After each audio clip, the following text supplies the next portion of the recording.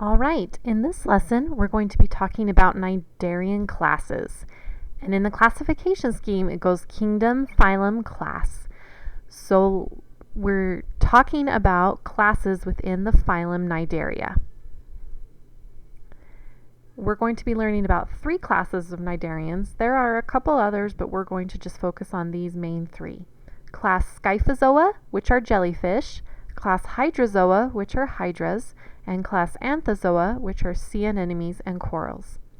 And with these names of these classes, they're kind of difficult, and so the way you're going to get these is simply by practicing, looking at them, spelling them, trying to say them, and I'll say them over and over here in this lesson, so hopefully you'll get a feel for how you say them and what kind of animals are within each class. So if we were in a regular classroom, I would love to show you parts of Finding Nemo.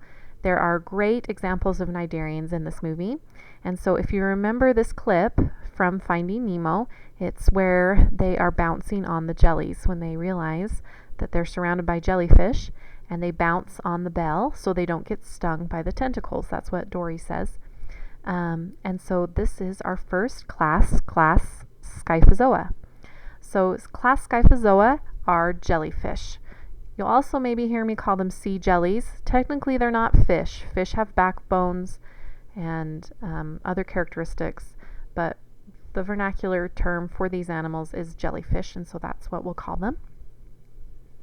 They live primarily as a medusa form, and their polyp form is a larva. So remember, medusa is the mouth on the bottom with tentacles surrounding the mouth. They have a bell with tentacles. The bell's the part that Dory bounces on so she doesn't get stung, and then the tentacles have the cnidocytes on them, which sting the prey. They reproduce sexually. They have external fertilization, and males and females are separate. So what this means is that the males will release sperm and the females will release eggs into the water, and then the sperm and eggs meet in the water and grow up to be a jellyfish. So here's an example of a huge jellyfish, and you'll see examples of really big jellyfish that you might not believe, but this is true. There are jellyfish that are very big with big bells and big tentacles, and they're in class Scyphozoa. Our next class is class Hydrozoa, and these are hydra. You may not be as familiar with these animals, but there's a picture there on the screen. This one should be fairly easy to remember. Class Hydrozoa are hydras. The names are pretty similar. Some of these grow in colonies, but some are solitary. They reproduce asexually or sexually, and there's an example of asexual reproduction. The hydra is budding, making a copy essentially of itself, and eventually that bud will fall off and be its own individual. They're mostly in polyp form, that's with the mouth facing up and the tentacles surrounding it. One of the most infamous examples of class Hydrozoa is the Portuguese man of war, which is a colony of hydra. So the Portuguese man of war is not a jellyfish. It is a colony or a bunch of hydra living together and working together. So this is what you'd see if you were looking on the surface of the ocean.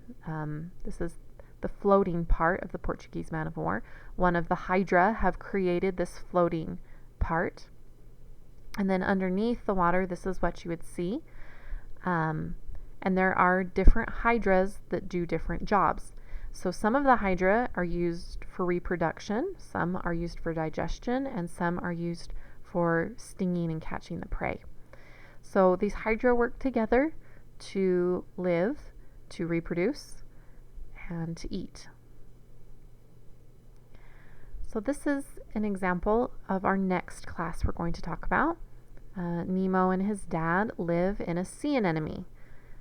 And sea anemones are our next class, class Anthozoa. Class Anthozoa, or sea anemones, live solitary lives. That means they live independently from other anemones, and you'll see why this is important when we get to our next example.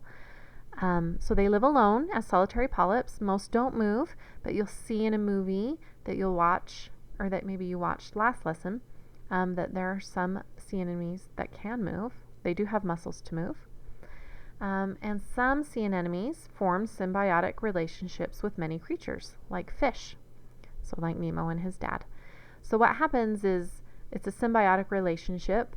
The fish get protection, they get shelter, and then sometimes they'll bring back bits of food that they've eaten, and the sea anemones will eat that up. So they both benefit from this symbiotic relationship.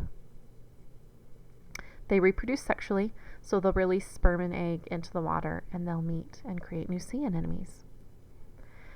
So in class Anthozoa, there are also corals. So class Anthozoa includes sea anemones and corals. They are in polyp form only. They live in colonies together to create vast communities of coral. So sea anemones are solitary. They live on their own, whereas corals live together to create vast communities. Some corals secrete cases of calcium carbonate, also known as limestone, which create beautiful underwater works of art. Corals have formed a symbiotic relationship with algae. The algae get a place to live and nutrients, and the coral gets carbon dioxide and nutrients. The coral needs carbon dioxide to form its limestone casing, and so that's their symbiotic relationship. They benefit from each other. So this is an example of a coral reef. Lots of different types of coral seen here.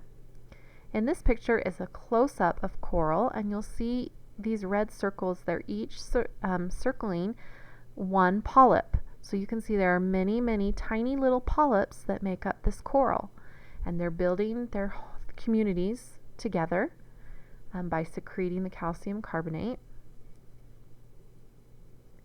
and they create beautiful works of art. So you can kind of see in this picture here, this type of coral, this little solitary polyps on each edge of this kind of very thin coral. Here's another close-up of coral. Lots and lots of individual little polyps living together to make a community. This is a coral reef, so lots of coral species here, along with fish and sponges and other types of sea life. And coral reefs are very important around the globe. Coral reefs form rich and diverse ecosystems, providing habitats for many species of animals and plants. Now, humans harm coral reefs. Some of the activities we do harm the coral reefs. Humans for a long time harvested coral for souvenir and profit. That's now illegal. You cannot harvest coral anymore on your own because it harms the coral reefs. Chemicals from farming, mining, etc. harm corals. So even inland, when farmers use a lot of fertilizer, the fertilizer will wash down shore and eventually make it into the ocean. And too much fertilizer is not a good thing and will harm the corals. Also, rising sea temperatures kill the algae that live inside the coral, and then the coral can't get food from the algae, and then the coral die. That's called bleaching the coral. When the coral becomes really white, they've lost their algae and don't have that symbiotic relationship anymore and die. So cnidarians, corals, sea anemones, even hydra and jellyfish, they help form these vast communities which support a lot of other animals, a lot of other fish, flatworms we'll talk about next time. And so we want to preserve these cnidarians, preserve these coral reefs, so we can have this biodiversity on Earth. So that's the end of this lesson, the different classes of cnidarians. And now you're ready to take your quiz.